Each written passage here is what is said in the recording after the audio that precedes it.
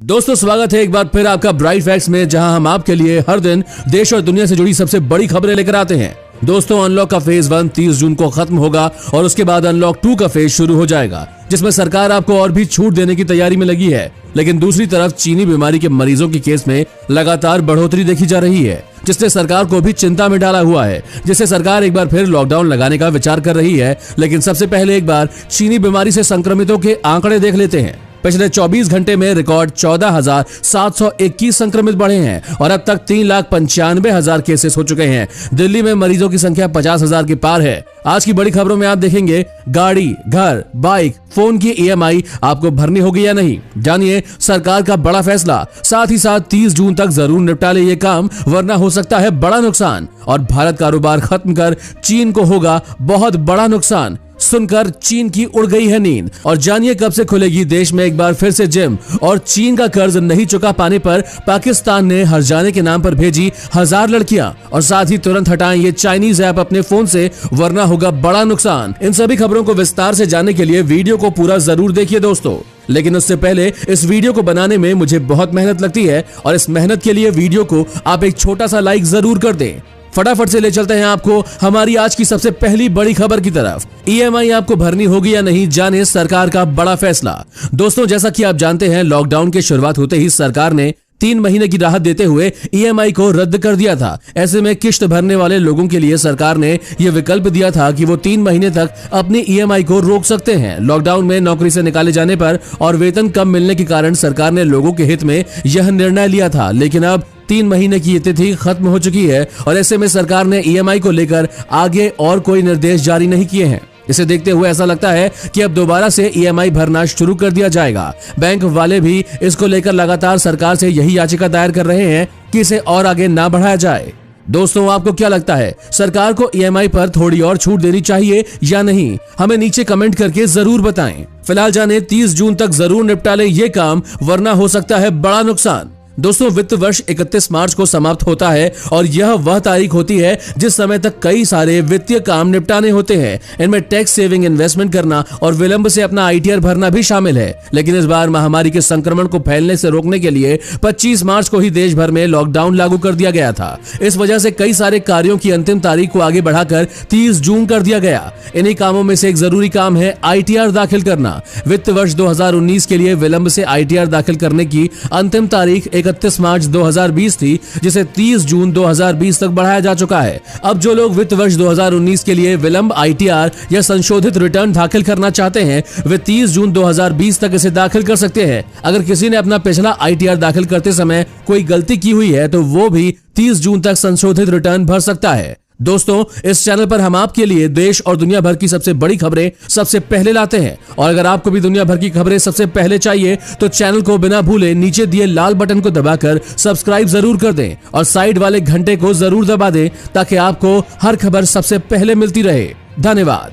अब चलते हैं, भारत कारोबार खत्म कर चीन को होगा इतना बड़ा नुकसान। भारत चीन का कारोबार खत्म कर उसको करीबन 5.7 लाख करोड़ का नुकसान पहुंचा सकता है। इसके लिए भारत को सिर्फ करीब 1.37 लाख करोड़ रुपए का नुकसान झेलना पड़ेगा। भारत चीन से जितना आयात करता है उसकी तुलना में काफी कम उसे निर्यात करता है। वर्ष 2019 में भारत ने चीन से करीब 75 अरब डॉलर के सामान का आयात किया और उससे सिर्फ करीबन 18 अरब डॉलर का निर्यात किया। इस दौरान भारत को 56.77 अरब डॉलर का व्यापार का घाटा हुआ। कारोबार खत्म कर भारत इस घाटे से बच सकता है और चीन की अर्थव्यवस्था को घुटने के बल झुका भी सकता है। इसके लिए हालांकि सरकार को कुछ जरूरी चीजें करनी होगी।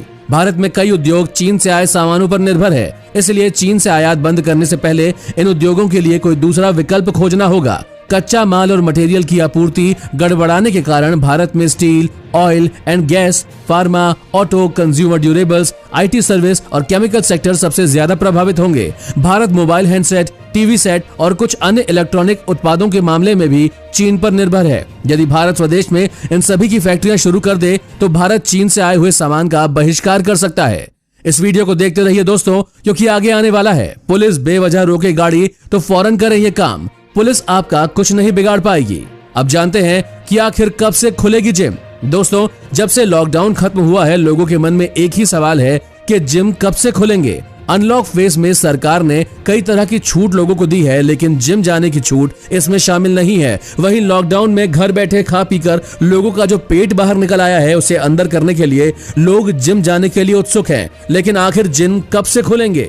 दोस्तों, सरकार के मुताबिक जिम चीनी बीमारी के संक्रमण का मुख्य कारण बन सकता है, क्योंकि जिम में एक ही उपकरण का इस्तेमाल बहुत सारे लोग करते हैं। जिम करने के बाद आया हुआ पसीना भी चीनी बीमारी के संक्रमण को न्योता दे सकता है और साथ ही मास्क पहनकर जिम करना भी बहुत मुश्किलें पैदा कर सकता है। ऐसे में सरकार जिम को खोलने का विचार कर ही नहीं रही है। जब तक चीनी बीमारी की दवाई भारत में नहीं आ जाती तब तक जिम खोलने की कोई भी उम्मीद नहीं है। इसलिए हो सके तो आप घर पर ही व्यायाम और योग करें। साथ ही जानिए, चीन का कर्ज नहीं चुका पाने पर पाकिस्तान ने हरजाने के नाम पर भेजी 1000 लड़कियां। जी हाँ दोस्तों, पाकिस्तान की सरकार ने कर्ज न चुका पाने के कारण पहले अपने यहाँ के गधे, भैंस, मुर्गियां इत्यादि बेची। इसके बाद अपने राष्ट्रीय पशु की हंटिंग भी शुरू करवा दी। इससे बात नहीं बनी तो अब पाकिस्तान अपने यहाँ की लड़कियां सप्लाई कर रहा है। जी हाँ दोस्तों, खबर है कि चीन के कर्ज का इंस्टॉलमेंट ना पटा पाने पर पाकिस्तान जब फेल हुआ, इस सूरत में चीनी सेना के अधिकारियों ने पाकिस्तान पर जब दबाव बनाना शुरू किया तो पाकिस्तान ने चीन को लड़कियां सप्लाई का काम शुरू कर दिया है। पाकिस्तान ने 1000 लड़कियों की पहली खेप चीन भेज दी है। ये लड़कियां पाकिस्तान की ही हैं और इन्हें तरह तरह से फंसाकर पाकिस्तान ने चीन के हवाले कर दिया है। पाकिस्तान ने चीन के साथ अनऑफिशियल समझौता किया है, जिसके तहत जब भी वो कर्ज का इंस्टॉलमेंट देने में फेल होगा तब वो चीन को कुछ पाकिस्तानी लड़कियां सप्लाई करेगा। साथ ही जानिए, पुलिस अगर बेवजह रोके गाड़ी तो फौरन करें ये काम। दोस्तों, अक्सर लोग सोचते हैं जब गाड़ी चला रहे हैं और पुलिस अचानक से गाड़ी रोक ले तो क्या करना होता है। चलिए हम आपको बताते हैं। इसके लिए सबसे पहले तो आपको पुलिस से किसी भी बात में बहस नहीं करनी है। अगर आपसे आपका लाइसेंस और आपकी आरसी मांगी जाती है तो तुरंत दे दें। अगर आपने कोई नियम तोड़ा है तो आप उन्हें चालान बनाने को कहें और अगर कैश मौजूद ना हो तो उनसे कहें कि आप कोर्ट में जाकर चालान भर देंगे। उनसे किसी भी तरह की बदतमीजी या किसी तरह का झगड़ा ना करें, क्योंकि इससे पुलिस को आपको अरेस्ट करने का अधिकार मिल जाता है। अगर पुलिस आपकी तलाशी लेना चाहती है तो ये आपकी इच्छा पर निर्भर करता है कि आप पुलिस को अनुमति देते हैं या फिर नहीं। अगर आपको लगता है कि ये सही नहीं है तो आप पुलिस से सर्च वारंट दिखाने को कहें। जब आप सर्च वारंट दिखाने को कहेंगे तो पुलिस खुद ही पीछे हट जाएगी। अगर किसी कारण से पुलिस आपको थाने चलने या फिर कुछ और करने को कहती है तो सबसे पहले अपने वकील से बात करके उन्हें पूरी घटना की जानकारी दें। अगर आप इन सभी चीजों का ध्यान गाड़ी चलाते समय रखते हैं तो आपको कोई भी किसी भी तरह की परेशानी बिल्कुल नहीं हो। आगे देखेंगे दोस्तों, 6000 से अधिक सरकारी पदों पर भर्ती चल रही है। ऐसे भरे फॉर्म, जानिए विस्तार से। मगर उससे पहले रूस ने दोस्ती का फर्ज निभाया, अब भारत को हथियारों की कमी नहीं होगी। जी हाँ दोस्तों, रूस ने भारत से सदियों पुरानी दोस्ती का कर्ज चुकता किया है। वैसे तो रूस ने चीन से भी अच्छे संबंध रखे हैं, पर महामारी फैलाने वाले और दुनिया में दादागिरी करने वाले चीन के साथ अब रूस भी दिखाई नहीं देता। रूस ने भारत चीन तनाव के बीच खुलकर भारत का समर्थन कर दिया है। रूस ने भारत को एक ही मांग पर एक ही झटके में 33 फाइटर जेट्स दे दिए हैं, जिनमें 12 सुखोई, 30 MK1 और 21 MiG-29 जेट्स हैं। दोनों जेट्स एक हफ्ते में ही भारत को सप्लाई कर दिए जाएंगे। इसके साथ ही रूस ने ऐलान कर दिया है कि अगर भारत का किसी से युद्ध होगा तो रूस भारत को हथियारों की कोई कमी नहीं होने देगा। न्यूज लाइन की खबर के मुताबिक रूस ने साफ कर दिया है कि अगर चीन और भारत में युद्ध की स्थिति बनती है तो फिर रूस भारत का ही साथ देगा। हालांकि रूस चीन के खिलाफ सैन्य कार्रवाई तो नहीं करेगा, पर भारत को हथियारों की फुल सप्लाई करेगा। इसी के साथ जानिए, दिल्ली में एसी फटने के कारण पूरे घर में लगी आग। जानिए पूरी घटना। दिल्ली के नवादा हाउसिंग कॉम्प्लेक्स में एक एसी फटने की वजह से पूरे घर में आग लग गई, जिसके कारण इस घर में रहने वाले एक 55 साल के व्यक्ति की मौत हो गई। परिजनों ने BSES पर आरोप लगाते हुए कहा कि बिजली को काफी देर से काटा गया। परिजनों ने कहा है कि बताने के बावजूद बिजली को काफी देर के बाद काटा गया, जिससे आग पूरे घर में फैल गई। यह घटना नवादा हाउसिंग कॉम्प्लेक्स के 3रे फ्लोर में एक फ्लैट में हुई। गर्मियों में दिन भर एसी चलने के कारण कई बार एसी में ओवरलोड हो जाता है, जिसके कारण शॉर्ट सर्किट हो सकता है। इसकी वजह से एसी में आग लगने का खतरा बना रहता है। यदि आपके घर में भी एसी है तो गर्मी के कारण आप दिन भर एसी ना चलाएं। एसी को 1 घंटे में रेस्ट दीजिए ताकि ऐसी स्थिति कभी उत्पन्न ना हो।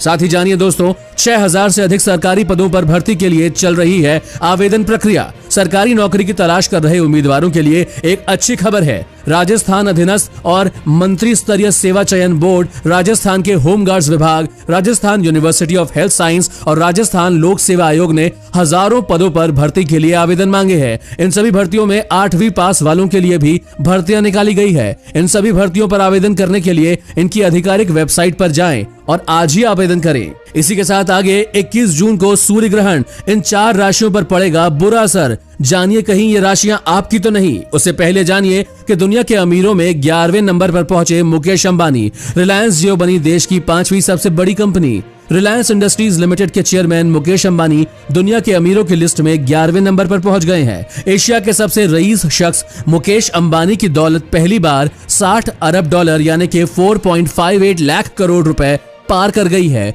इस बढ़त के साथ ही अंबानी ने Spanish fashion retail chain Zara के संस्थापक और पूर्व चेयरमैन अमानसियो ऑर्टेगो को पीछे छोड़ दिया। इस बीच रिलायंस इंडस्ट्रीज लिमिटेड पूरी तरह से कर्ज मुक्त बन गया है। यही नहीं, कंपनी का मार्केट कैपिटलाइजेशन भी 11.18 लाख करोड़ रुपए हो गया है। रिलायंस इंडस्ट्रीज के मालिकाना हक वाली कंपनी जियो प्लेटफॉर्म्स अब वैल्यूएशन के मामले में देश की 5वीं सबसे बड़ी कंपनी बन गई है। अब जियो के आगे सिर्फ उसकी parent company Reliance industries, TCS, HDFC bank और हिंदुस्तान यूनिलीवर है। बीते 2 महीनों में रिलायंस जियो में 11 टेक कंपनियों ने निवेश किया है। इसके साथ ही जियो की वैल्यूएशन 4.91 लाख करोड़ रुपए के पार पहुंच गई है। साथ ही जानिए सरकार दे रही है 25,000 रुपए कमाने का मौका। जाने कैसे उठाए फायदा।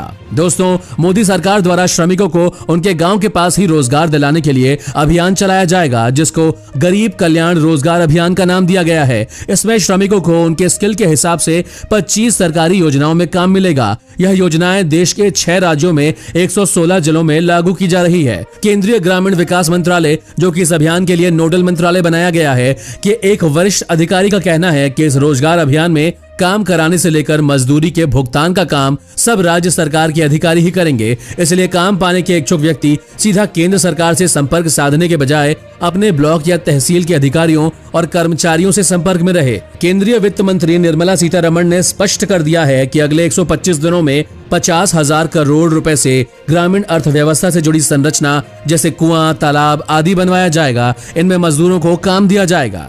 आगे देखिए, सुशांत सिंह मामले में पुलिस ने की रिया चक्रवर्ती से पूछताछ, कही ये बातें। उससे पहले जानिए 21 जून को है सूर्य ग्रहण, इन 4 राशियों पर पड़ेगा बुरा असर। जानिए कहीं आपकी राशि भी तो नहीं है इनमें से।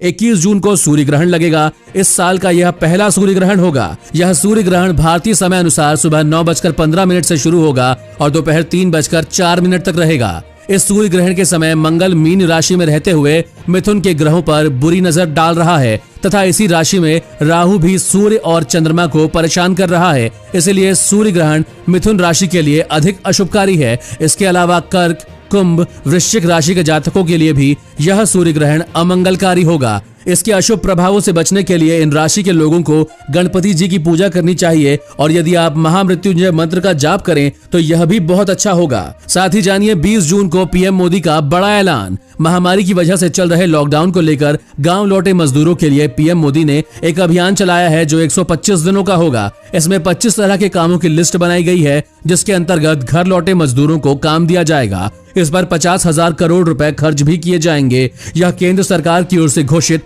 20 लाख करोड़ के आर्थिक पैकेज का हिस्सा है। सूत्रों के अनुसार इस योजना के तहत 120 जिलों के लगभग 60 लाख कामगारों पर फोकस होगा। सरकार इस योजना के तहत पूरे देश में 120 जिलों पर खास फोकस करेगी जहां महामारी के बाद लगे लॉकडाउन के बाद सबसे अधिक प्रवासी कामगार पहुंचे हैं। इनमें 50 से अधिक जिले बिहार और उत्तर प्रदेश में हैं। अब जानिए सुशांत सिंह मामले में पुलिस ने की रिया चक्रवर्ती से पूछताछ, कही ये बातें।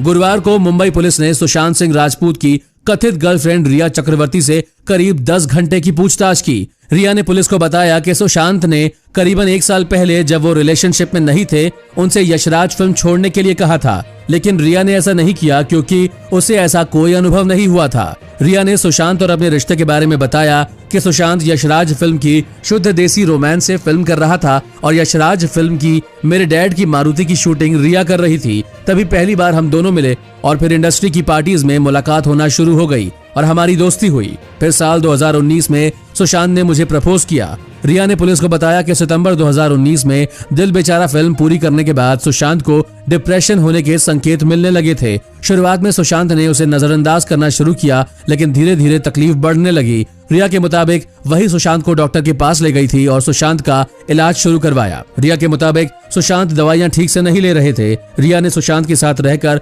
उसका ख्याल रखा, लेकिन एक दिन सुशांत ने ही रिया से कहा कि वो कुछ दिनों के लिए वहां से चली जाए। सुशांत ने कहा कि वो कुछ दिनों के लिए अकेले रहना चाहते हैं। सुशांत के लगातार कहने के बाद रिया सुशांत के घर से चली गई।